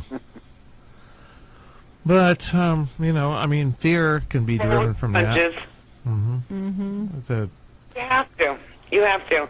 If not, people who really can't handle anxiety, those are the ones that go to a doctor and seek medication. Me, on the other hand, I don't want to take medication. I want to have all my wits about me. I want to know what's going on around me. Yes. So when I do have that severe anxiety, take it to the next level, and that's when I go into prayer, because that's what relieves my anxiety. Me too, sweetie. Me too. Oh my gosh, my throat locks up. I'm immediately praying, and I'll tell you what, sometimes it takes me a minute, sometimes it takes me 5, but it goes after a while. Just, the physical is just so wonderful. It's like, oh Lord, it's horrible. And that's sometimes so the only horrible way. to be having the anxiety and stuff. We don't need it. It doesn't belong to you, Deb. If a lot of people were more closer to God. Yeah. And if, you don't have to be Catholic. No, I don't care. Don't have to be Catholic. As long as you believe in God, you can talk to God. Anytime, anywhere. Exactly, anywhere, anytime. And if these people have that kind of anxiety, they can talk to him and ask him, God, please take this away from me. Precisely. That they can't take the pressure anymore. So when people say, oh, I don't have a religion, I don't know, just talk to God. He'll deal with it. He'll handle it for you. Yeah. Christopher, I don't try to push religion on anyone. I mean, you can tell them what you believe in, but it's not necessarily for each and every one of them. Oh, I agree. Everybody's different. They all have their own wants, their own needs. Who's left, Christopher or I just Mike? need peace and tranquil Both at this time in my life. I know, a little tranquility would be nice. Oh, no, wouldn't it? I guess we didn't hear from Christopher on anxiety yet, did we? We're talking about that. No, we haven't. Christopher, you want to chime in about the whole anxiety thing and, how, people, deal with it and stuff and that kind of thing? Yeah, even though I deal, our where I work, our main focus is, of course, opiate addiction. Yes. So many people, and even before I was at this position, I never realized how many people, they need something to help them deal with the anxiety of just even simply being around other people. Now, me and large crowds, I don't normally, it's not my bag, baby. It's not my normal, I wouldn't jump into that, but, I mean, I can do it. But at the same time, that's the difference. I'm with you. You're right. But, I deal with it by, okay, I need a burger afterwards, and I'll deal with I'll eat my anxiety away with comfort food. Other people, so many people out there are popping pills and everything else, but, it is a matter of, like I said, a few minutes ago, we all have these emotions. We all have that, and to me, that's kind of a hopeful thing because, you know what, if I allow myself to kind of realize that in myself, then that should open up a bigger pathway of compassion for my brother and sister who's out there hurting. Which, you know, it's I always tell people if they have to face major life decisions, please step out of emotions. I've got a young man that, you know, he can't even hold down a job, much less look for anything outside of jobs that his family has because his anxiety is so bad. Wow. But then I think but in trying to talk to him, you know, even 5 years later, slowly getting him to look at maybe. If I can just get them to say maybe. Yep. Then I know I'm halfway there. Then I know I've made some crack in where they used to be, and this goes across the board of I can't. It's too much. So that's just my little rant. Yeah. Anxiety can happen, and you know, people, you know, talk about stress. And I remember the National Enquirer on the supermarket shelf forever, how to beat anxiety, and they give you all these tips, and you know, it shows up every once in a while, using humanistic resources. But yeah, definitely the prayers, you know, spirits of anxiety, I bind you at the foot of the cross of Jesus. You'll find that it'll go away, and usually fast, when it probably would linger all day if you just had a moment that brought, you know, to kind of enhance anxiety, an argument with somebody or whatever, you know. You can't take it for granted, though. And this is if it's generational, it's going to be a cross that you carry, you know, and pick up your cross and follow me, Bible quote. Yeah. That's one of our crosses we got to bear sometimes, and we go to Jesus to give us relief on it. We can't handle it. You offer it up to some degree, but yeah, fear and anxiety. This emotion. Yes, exactly. Emotions, yeah, and that's it. These negative emotions, because and then in Mass, you know, they'll say, "Protect us from all anxiety as we wait in joyful hope for the coming of our Lord Jesus Christ." Exactly, and that's exactly it. You know, we have to have hope. You know, what's the point of going through all this stuff if we don't have hope? Yeah, but that's a good anxiety. That's a positive one. Yeah, that's right. Yeah. That's a positive. You know, that's a good one. It's like, we can't wait to meet him. You know what I'm saying? Yeah. I agree. The more you can subdue entirely all of your negative emotions that could come. And then talk about sorrow. That's not the same thing. I mean, I might, you know, go to suicide or something like that, or it might even create anxiety or, you know, or fear and other things. Well, there you go. That's an emotion. Sadness is an emotion. But it's not the sorrow itself. It's, you know, but that's kind of a conditioning sometimes. Unlike fear and anxiety, it just eats you alive. I don't know. That's where empathy comes in. Yep. Exactly. Sometimes with sadness, I could hear people's stories, or I could watch the news, and it brings me to tears. Or somebody will be telling me something in person. They're telling me their hardship, and I'm tearing up before they do. Yeah. Wow. Yeah. That's how much it physically bothers me. Those are emotions that I can't control. I would be a lousy news anchor. I couldn't do it. I couldn't do it. I could see you throwing some at the camera. Yeah, I couldn't do it. No way. I know. These negative emotions also, you know, in the poltergeist case, you know, cases, by definition, they used to, they rewrote the definition for a while there, and the parapsychologist wannabes would say, you know, it's when the PK energy surrounding, you know, which usually more a little girl and a little boy, causes these disruptions. They believe it's from some energy emitted by the girl, and it's chaotic. No, it's not. It's very concise and intelligent. And and like I said, you know, candidly, you'll also would have found, if you got to, we're lucky enough to talk to people, you know, who are pioneers in the field, including exorcists, and they'll say no, there's no such thing as something so precise and so powerful that they can levitate things, you know, and so well. But, you know, when people lose a job in a house, they will have either a spirit for the first time in some cases, at least noticing, like poltergeist activity style thing, or they will say it's starting up again. That's what they'll tell me. Oh, so it happened before you called us, like oh yeah, about 2 years ago or 5 years ago, or you couldn't even further back. So what's going on right now? And they'll tell me, well, so-and-so lost a job. So the negative emotions definitely plays a part, and so they will take advantage of the generational line of weakness. And that could be alcoholism, and this is what we're going to mention too. You wonder why, like the daughter of an alcoholic is an alcoholic. Well, and we're finding out it's more spiritual than everything. It's worse when you're not baptized because you didn't even get anything to take it down a little bit, right, Mike? Great.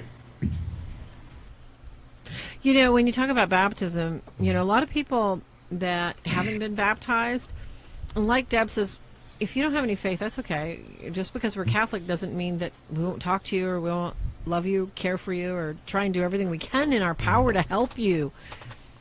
When we talk about baptism, that is our first step towards authority that says, yes, I'm going to honor you. Yes, I'm going to follow you. When we say, okay, I'm going to die to my old self, I'm not going to go throw rocks at the neighbor. I'm not going to poke holes in the neighbor's tires. I'm not going to do that stuff anymore. I'm going to try and be better. I get baptized. And I say, okay, I'm going to zip my lip, and I'm not going to cuss at the teller when they don't give me the right change. I am not going to flip that guy off that's passing me again every single morning on my way to work. I'm going to be nicer. I'll think about that one. I know you're going to think about it, and you're going to go to confession, my girl. Oh, my gosh. But that's basically what baptism is for. Baptism is to give us the grace to start going in the right direction. It doesn't mean that you're instantly a Catholic or a Lutheran or an Episcopalian. Baptized means that you are all in the universal church. You are all grafted in to the root of Jesse, which is Christ. Yeah. So don't forget that. You know what, Farah? Since I'm older now, I don't flip people off. I actually let them pass me, and then I say, hell's only half full. Oh my gosh! I was gonna listen to you say, Farah, I don't flip people off. I just bite them. It's like, no, I have a more good years in me. I'm going to live. That's not easy being Franciscan sometimes. It's really not easy. And it's not easy saying, okay, I'm going to be baptized and I'm going to be nice to people, because people are going to try us. They're definitely going to. And then again, you can't flip people up. You know why? Because they're all crazy today. You don't know who's carrying a gun. Like me? Uh-huh. Because it's like pea shooter. My son's fiance. Yeah. She was at a wholesale food place yesterday with her mother, and she has a Mercedes. She went into the grocery store, right?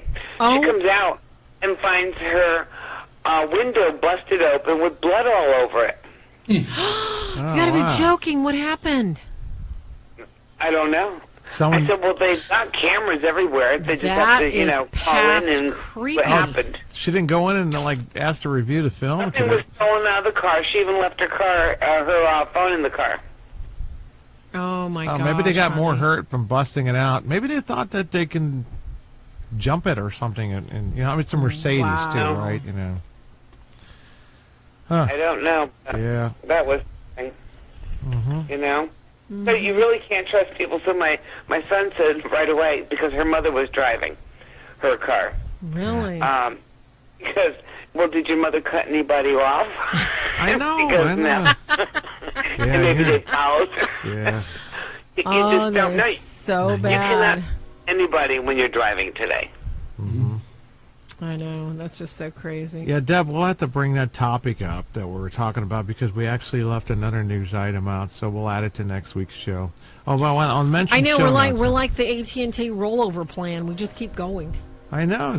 We have to. It's like we had to finish, the sleep paralysis solutions, and just to go over and recap it. It's too important to miss some of the topics. What we discussed this afternoon, Ken? Yeah, I think it's an important topic. So because it relates to the vaccines, it has to do with people being forced to by school boards or government agencies. Remember, we're talking about going to jail and everything, And the other one, but I don't know, it was pretty disturbing. Very. A quick show note. I'm going to add tomorrow, you should watch GMA, Good Morning America. Oh, yeah, tomorrow. Oh, yeah, you mentioned that real quick. Tomorrow, Good Morning America, they will have the gal who was jailed for refusing to vaccine her son. Oh, that's horrible. It sounds like it was a him against her thing a little bit in this divorce kind of thing, that she didn't want the vaccines. He did.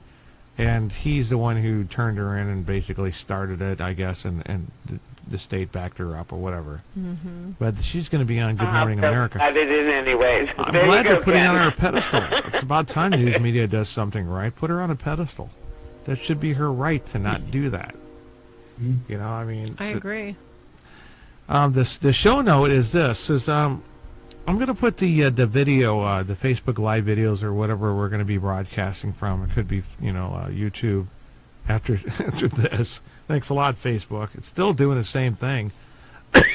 Excuse me. Totally, it's like being weird. Because it didn't seem to make a difference. Everybody's still getting kicked out of ZatChat. It removing the video, I thought, well, maybe it's overloading the browser or something, having a live streaming video, which is pretty intense. So we're going to put it back in so you can see the video right above. You don't have to open a second window. If you want to simultaneously open two browsers side by side so you can relay chat, with the replies in the Facebook Live, and chat on demonologytoday.com, listen live and chat, the old radio show format, chat room. We're going to have to get another chat room. It might be a boring one, where there's no emojis and all this other stuff, because... Well, it wouldn't be boring if I was in there, but I'm not in there. Hello. I got some old script I used for a little bit, and, when I found that, I just stuck with it because it's boring. It is. But it doesn't have issues, and I put it on my own server, but I don't know. Why is it so much trouble now? I guess people's like using Facebook or something, but some of the things to look forward to, I guess. I think let's give me the board so I can just put that emoji up. Mm-hmm. Let's wrap this up, folks, and let's really, really just hone it right down and get to the point, because a lot of people, when they think about generational spirits or generational curses, and somebody brought up a great point in chat tonight about, let's look at generational spirits, all right? Could it be that alcoholism is not genetic? No, it is not genetic. God did not create us with a taste for alcohol. Yeah. He did not create us with a taste for porn. He did not create us with a taste to sleep all day and eat all night. Yeah. So, we've got these indications. Either. Or smoking, exactly, or drugs or anything else for that matter. So I want us to go around, and I want us to just, really think about what we can tell people, how they can battle these individual spirits, take them one by one, and start working on ourselves interiorly, spiritually, to get rid of those things that plague us physically. And of course, Christopher, I'm picking on you because you're the seminarian.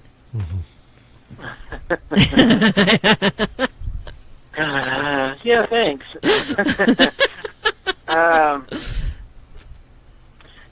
It's I was once again I was thinking about that, the lady I was had mentioned earlier.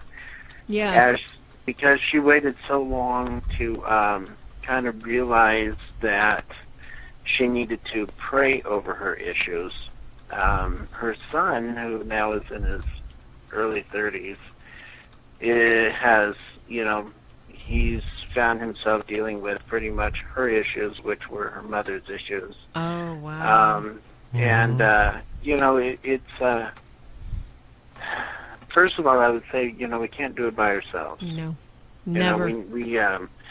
I was thinking as the last few minutes that, we live in a society where everyone is, I need to turn on the View and sip my Starbucks and, just feel good about me.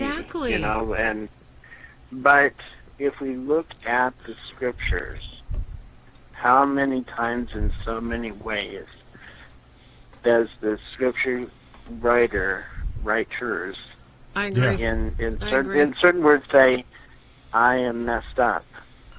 I am screwed up. I don't know the answer. I'm lost. But yes, I believe in the one who is the answer. I believe in the one who is hope. I believe that it will not stay like this. Yeah. And, you know, we have to, I would pray that, you know, we reach that point of humility where we say, you know, I can't do this on my own. Yeah. Second, I would say we have to, hopefully, we have people in our lives. I was talking to my clients about your social circle. There was that game show, Who Wants to Be a Millionaire, where you would call your lifeline. And I would, you know, I tell my people, if you are having those tough moments, who can you call to talk you through the next few minutes? Sure, we can turn to prayer, but, you know, it's kind of that story of that little girl. I need God with flesh on. Who do we have? Maybe it's our spouse, maybe it's a close friend, maybe it's a family member. And, you know, that's what I would say. You know, recognize the people around us that do truly love us and would be there to, you know, when we say, I am having a hard time. And be able to pray with us, ideally. I mean, that's what I would say. That's what I always encourage. Yes. Mm-hmm. Well, I agree with that, Christopher, and I also feel I worry about the people who don't have religion in their life. Those are the lost sheep. Those are the ones I worry about. And the ones that do feel so lost, I feel, you know, they need to take a look at their life. They need to take a look at their situation. They can't help themselves. So they should go to anyone that they know, have a conversation with them, and think about what can they do to help change their life, to turn their life around. Mm-hmm. Because without religion, you have nothing.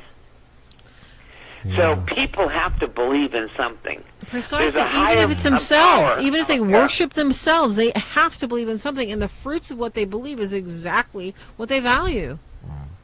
It's a higher power, they call it, and the ones that don't have religion.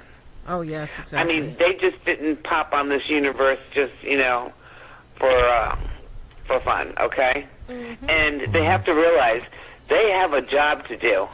They don't know what it is. And when they pass on, when they die, their life is nowhere. It's just the beginning. Whatever you didn't accomplish here on earth, you will accomplish in the next life.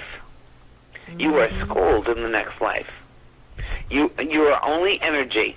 That's all we are, is energy.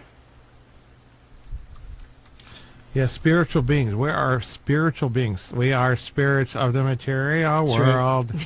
Remember how kind of robotic some of those new wave songs, not new age, new wave songs. Surfboard, you know that. Yeah, but that was very philosophical. We are spirits of the material world. No, I mean, it wasn't that. That was the Ghost in the Machine thing and Sting, yeah. And that kind of philosophy. Yeah, we are ghosts in the machine. Totally. And, you know, the spirit affects everything. Remember, you know, Mike and we've been making this kind of verbal connection. You know, we weren't talking about just 10 years ago. No. We saw the patterns. Mike is seeing it before we connected the dots together. Yep. But we independently found this out. I haven't even heard it from Father Chad. Fibromyalgia is a side effect. Remember Lady Gaga's story 3 weeks ago? Yeah. Yeah. And she was saying that she got fibromyalgia. Well, that's what you're going to get. So if you have it, I mean... it attacks your nervous system, yeah? Yeah. It does. And, we were watching something about sleep paralysis today. Well, actually, my wife was watching something. She runs things when she does her work, and that's a kind of a dual thing there, isn't it, Farah? That's why you're all brain fried. It all coincides, Ken. Sleep paralysis and all this other stuff, and they couldn't even explain it, you know? I know. But that's the thing everybody's got to think about. Oh my gosh, I didn't spell it correctly, but how do you spell crypt? CRYPT. Cryptozoology. I've called people crypt keepers before, which is not very nice. We're going to talk about cryptozoology and creatures of the night and so forth, these unexplained. Speaking of creatures of the night, there's our There's our black toy poodle. Look at this thing. It's a Wookiee. See, make it wave hello. She's like. That's the benefit of seeing video. You get to see our cute little doggy. This is our cat What's your dog's name, Farah? Lady. Lady? Oh, I had a Cocker Spaniel named Lady. Oh, you did? Oh, my gosh. That's what she has, the floppy ears. She's so spoiled. It's like, if I don't pay attention to her, she's just like right up in my face. It's like, fine, how do you like it? You like it? She's like, no. Yeah, 2 weeks ago I had her on my lap. Farah didn't even know it because she's facing 90 degrees away from, but yeah, she's just so cute, and and she's a shag carpet. She's a little Wookiee. Does she sleep in bed with you? What? Does she sleep in bed with you guys? Are you kidding me? Yes. Oh, yes. Yeah, I know. She's just like a cat. And she doesn't smell either. She doesn't have a dog smell, but that's poodles, though, isn't it? Poodles, so she's not a dog. She doesn't have any disgusting habits like hounds, and and we're still getting the smell out of the hound we had here 8 years ago. Yeah, that's true, Ken. Hounds do have a smell. Yeah. They do. Whatever family they're from, but the poodles are from the fox family, like the Pomeranians and some of these old cute little, dogs and collies and stuff like that, I guess. Everybody, we appreciate you for putting up with what we're dealing with. And you know what? It never ends. It's like I got everything locked in. I gave Farah a monitor, and I shut it off thinking that, like, maybe that's it. And it's like, oh, great, I can't put it up. She has a monitor because she's facing 90 degrees away. She's got to see what's going on in our feeds, and eventually we will. I need her to be able to. The show needs it. This chair is a news headline reading. I mean, I'm not very good at it. She's a seasoned professional. Put the headphones on, you guys. Yeah, we have no headphones tonight. It's hard because we don't have any incoming sound. So what can we do, you guys? I mean, it's like we're crazy. Oh, you're like the rest of us, Yes. But we'll be back next week, and now you know what the topic is in advance. And we have to remind everybody, okay, the battle's already been won, and we're here to help you win it right. So don't forget, you can get a hold of Michael Norton, M16 Ministries, anytime. Christopher Sampson, nailing him is as difficult as we're not going to go there. And Deb Johnson. Call Ken and Farah Deel. Yes, we are the real Deels, and we are enjoying every minute that we have an opportunity to help you get to where you need to go. All right? We may not have all the answers, but we'll do what we can to help you get on the right path so that you can sleep and be happy again. So we all love you. Thank you, everybody that came tonight. I mean, I can't even begin to go over all the names. A lot of people had some trouble getting in the chat room, Rose and a couple other people. And Denise, we didn't even get to your question, so save it for next week, please. Wow. But a bunch of new people in tonight, and thank you all. All right, God bless everybody. Good night. We'll see you next week. Literally, some of you in the chat room. Thank you. See you back. Hello, this is Kenneth, Deel, Demonologist, along with my wife, Farah. This is something we get a lot of requests for, and people just don't know how to get a hold of us directly. The biggest answer for that is by email. They would contact us at help@catholicdemonologist.com or help@swordsofstmichael.org. You can find us online on Facebook by looking up Kenneth, Farah, Deel. And we have a great many groups on there, don't we? If you need prayer, we've got a private group called Prayer Warriors, Prayer for the Spiritually Afflicted. Also, got a fantastic Demonology Today radio show page. We have a page called Extreme Haunting. Yes, and along with one called Ghostology and Demonology to Sandbox, where you can just toss around some theories and ideas and even ask a demonologist, which is a forum, of course, that me and Farah personally answer, or contact us directly by phone at 573-990-1333, the Haunted Helpline.